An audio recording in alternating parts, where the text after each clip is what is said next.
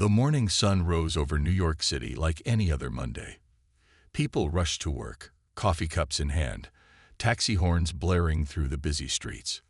No one looked up at the clear blue sky, and no one noticed when the first shadow appeared.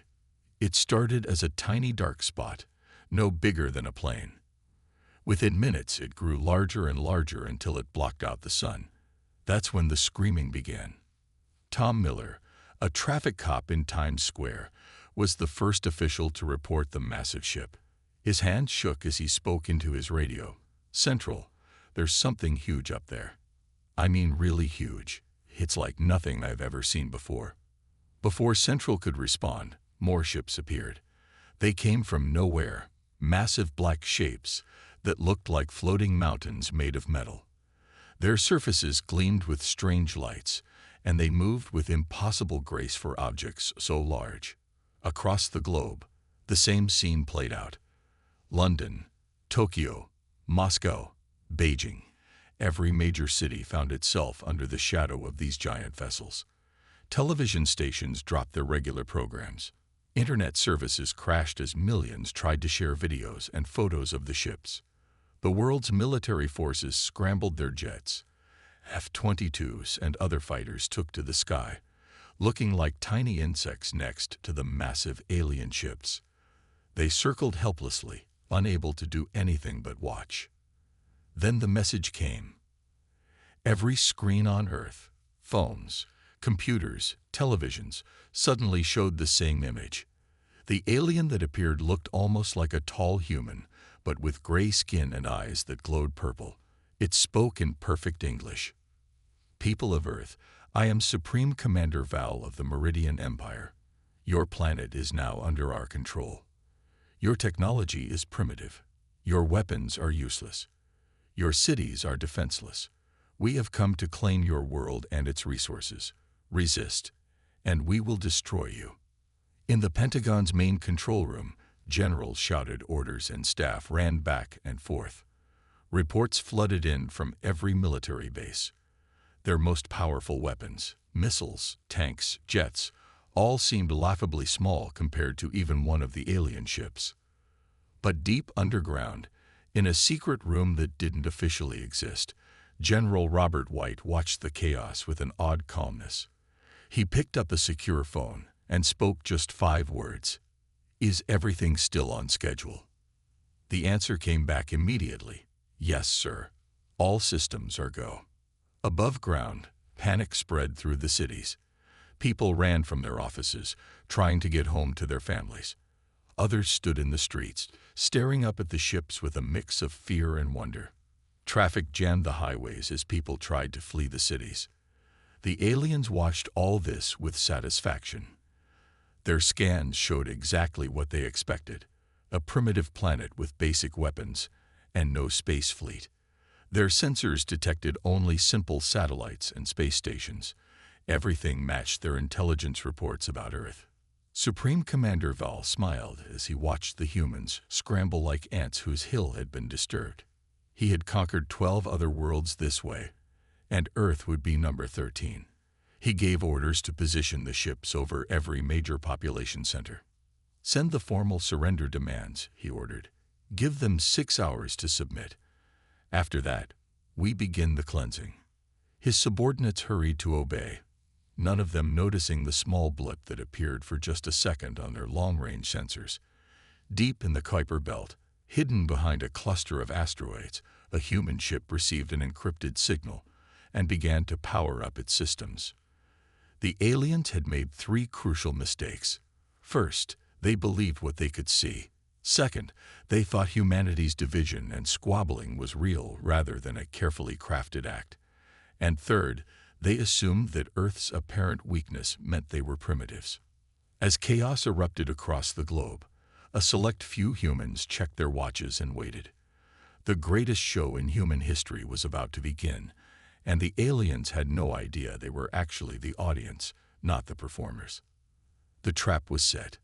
Now all humanity had to do was wait for the right moment to spring it. Admiral James Walker sat in his underground office, 1,000 feet beneath the Rocky Mountains. 6 large screens covered the wall in front of him. each showing different news channels reporting on the alien ships. He sipped his coffee calmly while others around him pretended to panic. "Sir, the alien commander is broadcasting again," said his assistant, Peter, who was one of the few who knew the truth. The alien commander, Lord Reed, appeared on the main screen. His purple eyes seemed to glow with pride as he spoke. "People of Earth, your time grows short. You have 6 hours to surrender your world to the Meridian Empire. If you refuse, we will demonstrate our power by destroying one of your cities." Walker checked his watch and smiled. Everything was going exactly as planned. Above ground, the world's leaders held an emergency United Nations meeting. They argued and shouted at each other, putting on a perfect show of disorder. China blamed America. America blamed Russia. Europe called for peace. Africa demanded action. The aliens watched all this with growing satisfaction. "Look at them fight among themselves," Lord Reed said to his officers. "They cannot even agree on how to surrender. This will be the easiest conquest yet." But in secret bunkers across Earth, real leaders watched and waited. President Helen Banks sat in her own hidden command center, receiving updates from Admiral Walker. "Are our ships in position?" she asked through a secure line. "Yes, Madam President. The fleet is ready. The aliens still haven't detected any of our bases on Mars or in the asteroid belt. Their scans keep bouncing off our quantum shields, just as we planned." The aliens had no idea that humans had discovered their observation posts near Pluto 15 years ago. Since then, Earth had prepared in secret, building ships and weapons while maintaining a convincing mask of primitive technology.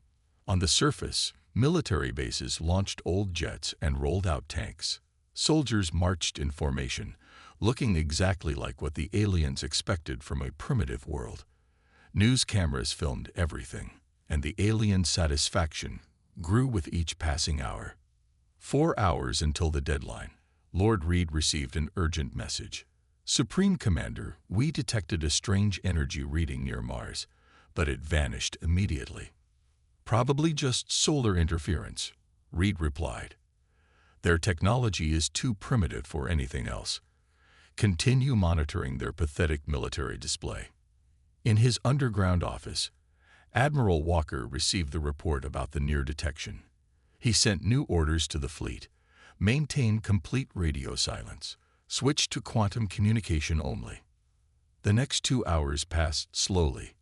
On Earth's surface, people huddled in their homes or tried to flee the cities. Churches filled with worried people. Some held signs welcoming the aliens, while others protested in the streets. It all looked exactly like what you'd expect from a scared, primitive world. But deep underwater, in secret mountain bases, and hidden in space, humanity's real military waited. Pilots sat in advanced fighters that could outmaneuver anything the aliens had. Scientists monitored quantum radar systems that could track every alien ship's movement. Special forces teams prepared to board enemy vessels using technology reverse engineered from crashed alien ships found decades ago. With 1 hour remaining, Lord Reed prepared his demonstration of power. He selected a small city in Australia for destruction. "This will show them our strength," he told his crew. "After this, they will beg to surrender." In his underground office, Admiral Walker received the intel about the aliens' target. He pressed a button on his desk, sending one simple message to all hidden forces: "Prepare for Operation Ghost Shield. Attack begins in 58 minutes." He looked at the alien ships on his screen and almost felt sorry for them. They thought they were the hunters, but they had walked right into humanity's trap. In less than an hour, the aliens would learn why it was a mistake to threaten Earth. The greatest military surprise in human history was about to unfold, and only a handful of people knew it was coming. With 30 minutes left until the deadline, the aliens watched Earth's military response with growing amusement. Old fighter jets circled uselessly around their massive ships. Tanks and soldiers gathered in city squares, looking tiny and helpless below the massive alien vessels. Lord Reed stood on his command bridge, watching Earth's pitiful display of force on multiple screens. Record everything. he ordered his crew. "This will make an excellent training video for future invasion forces. See how primitive they are, still using combustion engines and basic projectile weapons." A junior officer approached him with a report. "Sir, we've analyzed their most advanced weapons. Their nuclear missiles would barely scratch our shields. Their best fighters are subsonic. They haven't even mastered basic gravity control." But something was about to happen that would wipe the smug smile off Lord Reed's face forever. Deep beneath the Pacific Ocean, in a base that no alien scan had detected, General Maria Santos gave the first real order of the day. Launch the Phantom drones. Across Earth's oceans, hundreds of tiny, nearly invisible drones rose from the depths. They looked like specks of dust to normal radar, and their quantum cloaking technology made them completely invisible to alien sensors. These drones had one job: to map every weak point in the alien fleet's defenses. In orbit around Mars, hidden behind a quantum shield that bent light and sensor readings around it, Commander John Rogers watched his tactical display light up with data from the drones. "Begin transmitting targeting data to all fleet units," he ordered. The aliens remained oblivious. Their sensors, designed to detect normal energy signatures, missed completely the quantum-encrypted communications flowing between Earth's hidden forces. 20 minutes before the deadline, Lord Reed decided to give Earth another demonstration of his power.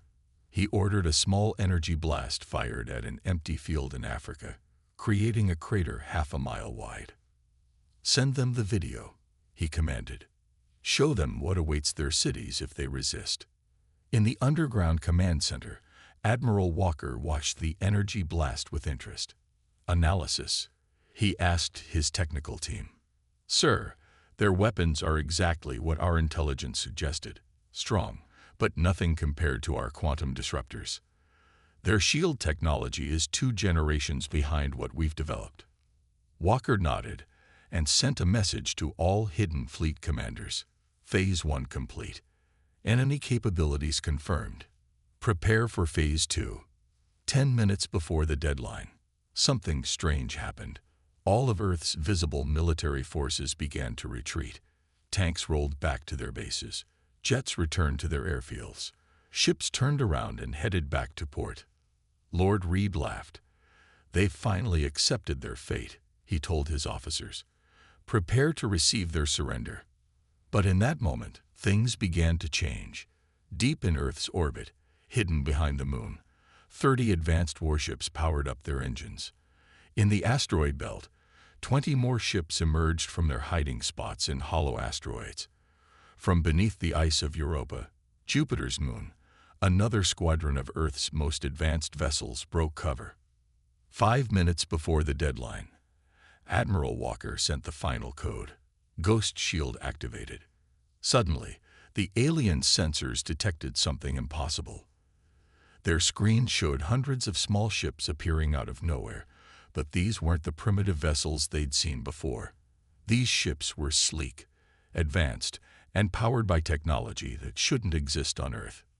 Lord Reed stared in disbelief as his tactical officer reported, "Sir, we're detecting quantum energy signatures. The humans have quantum technology. This isn't possible." But it was possible. Earth had spent decades preparing for this moment, building a fleet in secret, developing weapons and defenses that surpassed anything the Meridian Empire possessed. As the deadline approached 0, Admiral Walker stood up from his chair and straightened his uniform.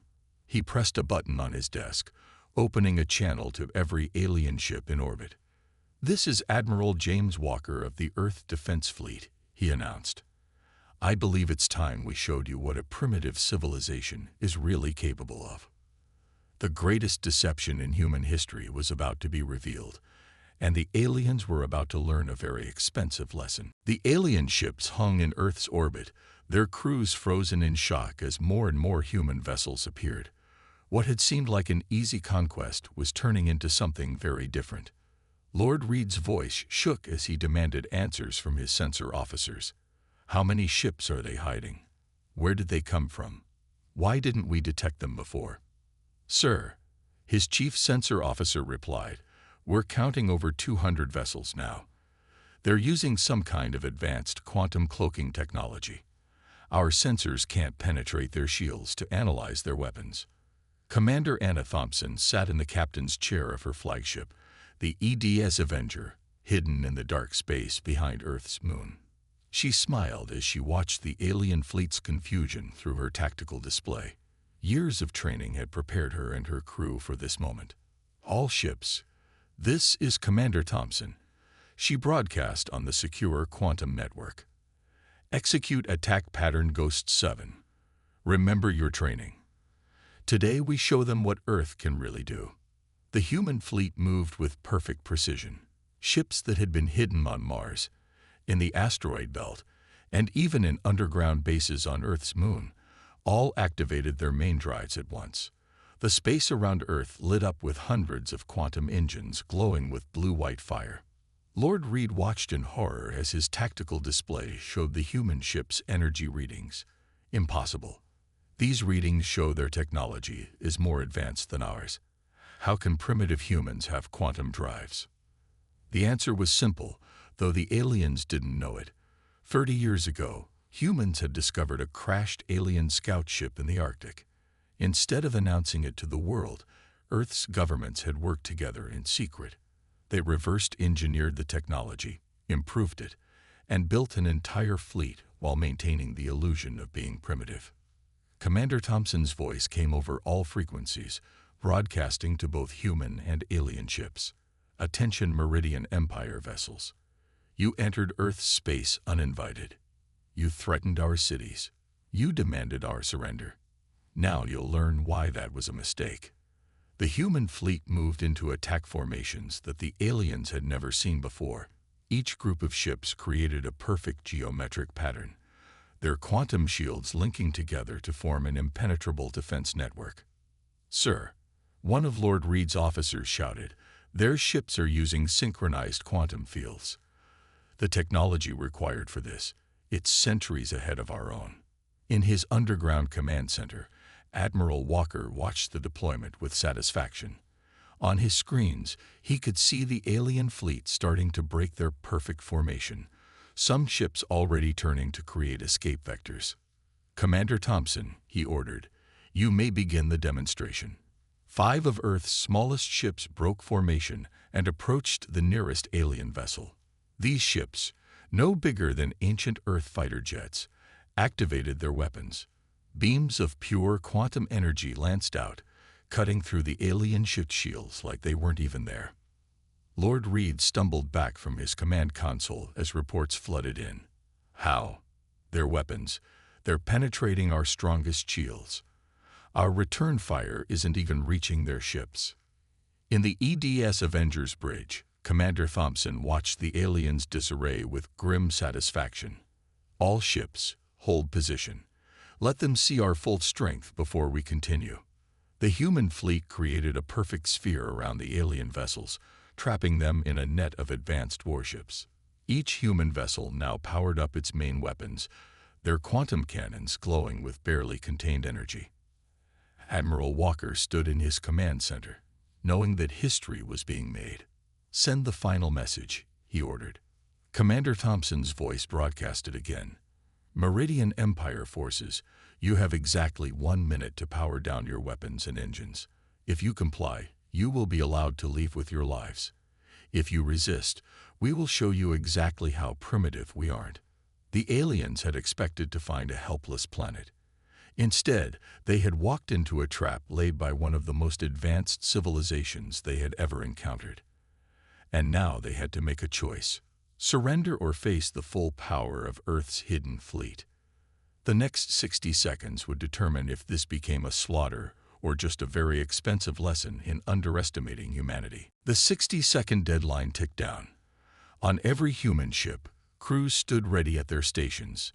In the alien fleet, panic spread as officers realized just how badly they had underestimated Earth. Lord Reed made his decision with just 10 seconds remaining. "All ships, open fire. Show these primitives what real power looks like." The alien fleet launched everything they had: energy beams, plasma torpedoes, and gravity weapons lit up space like 1,000 suns. For a moment, the dark void around Earth turned as bright as day. Commander Thompson didn't even flinch as the alien weapons approached her fleet. All ships, activate quantum shields. Show them what we've learned in the past 30 years. The massive alien attack hit the human fleet's defensive screen and simply vanished. The quantum shields didn't just block the weapons, they absorbed the energy, making the human ships even stronger. Impossible, Lord Reed screamed, pounding his command console. Nothing can stop that much firepower. Admiral Walker watched from his underground command center and shook his head. They still don't understand. Commander Thompson, you may return fire. Show them what Earth can really do. The human fleet's response was devastating. Quantum beams sliced through alien shields like paper. Small, fast attack ships darted between the larger alien vessels, their weapons cutting precise holes in enemy ships' engines and weapon systems. Sir, we've lost 30 ships already. Lord Reed's second-in-command reported, his voice shaking. Their weapons, they're not just stronger than ours. They're completely ignoring our shields. The battle quickly turned into a display of Earth's superior technology. Human ships moved in perfect formation, their quantum drives allowing them to appear and disappear at will. The aliens couldn't land a single hit, while every human shot found its target. Commander Thompson's voice came over the command channel again. All ships, execute Battle Plan Delta. Target their command and control systems only. Let's give them a chance to surrender.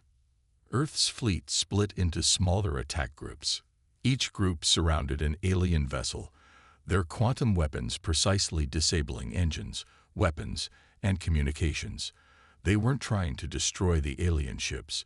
They were systematically taking them apart. In his flagship, Lord Reed watched his mighty invasion force fall apart in minutes. How? How did they hide this from us? Our scouts watched them for years. The answer came from Admiral Walker, who finally opened a direct channel to the alien commander. We saw you watching us, Lord Reed. We saw your scout ships decades ago. Everything you've observed about Earth was exactly what we wanted you to see. Across the battlefield, disabled alien ships floated helplessly in space. Their crews watched in awe as Earth's primitive civilization demonstrated technology that their own scientists had only dreamed about. Commander Thompson's flagship approached Lord Reed's vessel, its quantum weapons glowing but not firing. Your invasion force is defeated, she transmitted. In the time it took you to blink, we've disabled 90% of your fleet. The remaining 10% are surrounded. The battle had lasted less than 15 minutes. Not a single human ship had been destroyed. Not a single human life had been lost. Earth's hidden fleet had just demonstrated military superiority so complete that it bordered on the miraculous. Lord Reed slumped in his command chair, watching the last of his ships go dark as precise quantum beams disabled their systems. We surrender, he transmitted, his voice barely a whisper. Please, spare my crews. Admiral Walker's response was calm and measured. We never intended to destroy you, Lord Reed.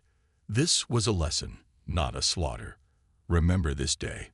Remember what happened when you thought you found an easy target. The battle was over. Humanity had just announced its presence to the galaxy in the most dramatic way possible. As Commander Thompson's crews began rescue operations for the disabled alien ships, she looked down at Earth, still peaceful and blue below them. Send word to all ships, she ordered. Operation Ghost Shield is complete. Earth is safe, and the galaxy just learned a very important lesson about judging books by their covers. The stars witnessed something remarkable that day, the moment when humanity stepped out of the shadows and showed its true power. Space around Earth was filled with the strange sight of drifting alien ships, their once mighty weapons now silent. Rescue pods from Earth's fleet moved between the disabled vessels, helping stranded alien crews and providing emergency support.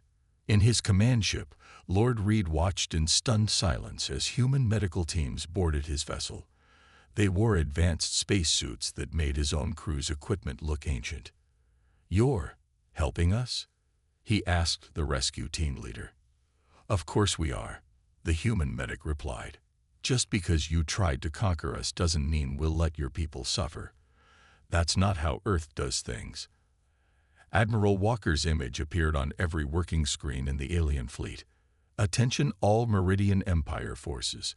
Your ships will be repaired enough for a safe journey home. But first, there are some things you need to understand about Earth." Commander Thompson's fleet moved into a new formation, creating a massive circle around the disabled alien armada. On her command, every human ship dropped its quantum cloak completely. For the first time, the aliens saw the true extent of Earth's technology. The human ships were beautiful. Their hulls shimmered with patterns that seemed to bend light itself. Their engines glowed with clean, pure energy that the alien sensors couldn't even measure. Every vessel was a masterpiece of engineering that made their own ships look like children's toys. "For 30 years, Admiral Walker continued, we watched your empire expand. We saw how you treated other worlds. So we prepared. Everything you thought you knew about Earth was part of our plan." Lord Reed's senior officers gathered around their main screen, listening as humanity revealed its deception. They learned about the crashed scout ship in the Arctic, about how humans had not only mastered its technology, but improved it far beyond what the Meridian Empire had achieved. "But why hide?" Lord Reed asked. "With this technology, you could have conquered us instead." Commander Thompson's voice answered him, "Because we don't want to conquer anyone. Earth doesn't seek empire. We only want peace, but we will always be ready to defend ourselves." Below, on Earth's surface, the truth was finally being revealed to the public. People watched in amazement as their governments explained the 30-year deception. They learned about the secret fleet, the hidden bases on Mars and the Moon, and the advanced technology that had been developed in secret. Instead of panic, there was celebration. Humans around the world cheered as they realized their planet wasn't helpless.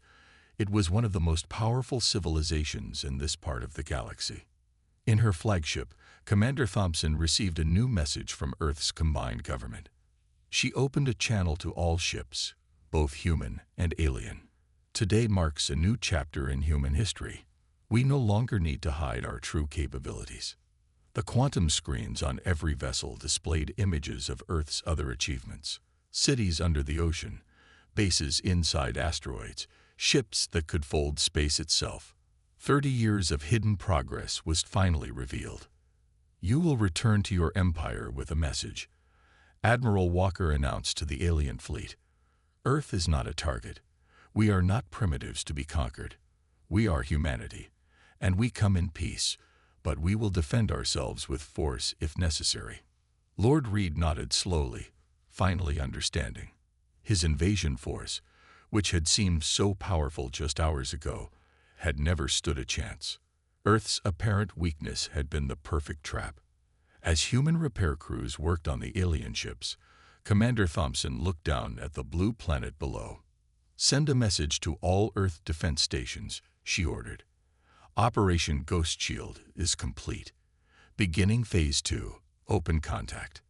The battle was over, but humanity's real journey was just beginning. After 30 years of hiding, Earth was ready to take its place among the stars. Not as a conqueror, not as a victim, but as a powerful civilization that had learned to combine strength with wisdom. The galaxy would never be the same after today. And somewhere in deep space, other alien empires were about to learn a valuable lesson. Never judge a civilization by what it shows you, because humans are very, very good at keeping secrets. 1 week after the battle, representatives from Earth met with the Meridian Empire's diplomatic fleet in orbit around the Moon. The meeting took place on humanity's newest space station, a massive structure that had been hidden behind a quantum shield for years. Lord Reed, now serving as his empire's chief diplomat, walked through the station's gleaming halls with wide eyes. "Even our best space stations don't have artificial gravity this smooth," he admitted to Admiral Walker, who was giving him a tour. "That's because you're still using graviton generators," Walker explained. "We discovered quantum gravity control 20 years ago. It's much more efficient. In the station's main conference room, Commander Thompson presented the terms of peace to the alien diplomats. Behind her, Earth could be seen through massive windows, looking peaceful and beautiful against the black of space. "The terms are simple," she said.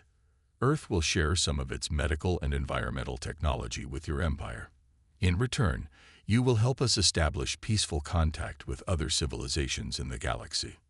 The alien diplomats whispered among themselves. One of them finally spoke up. "You're offering to help us after we try to invade you." President Banks, speaking for Earth's united government, smiled. "That's exactly why we're offering help. The best way to prevent future wars is to turn enemies into friends." Meanwhile, in cities across Earth, people celebrated their planet's new status as a major galactic power. Quantum shields dropped all over the world, revealing hidden marvels of technology. Flying cars emerged from underground garages. Teleportation stations appeared in city centers. Medical centers showed off healing technologies far beyond what the public had known about. "The age of hiding is over," Admiral Walker announced in a global broadcast. "For 30 years, we kept our true progress secret to protect ourselves. Now it's time to share these advances with all of humanity." In orbit, the last of the damaged alien ships prepared to return home. Their crews had been treated by human doctors, their ships repaired by human engineers. Each vessel carried examples of Earth's peaceful technology as gifts: clean energy systems, advanced medical equipment, and environmental restoration tools. Lord Reed stood at his ship's viewport, watching Earth grow smaller as they prepared to leave.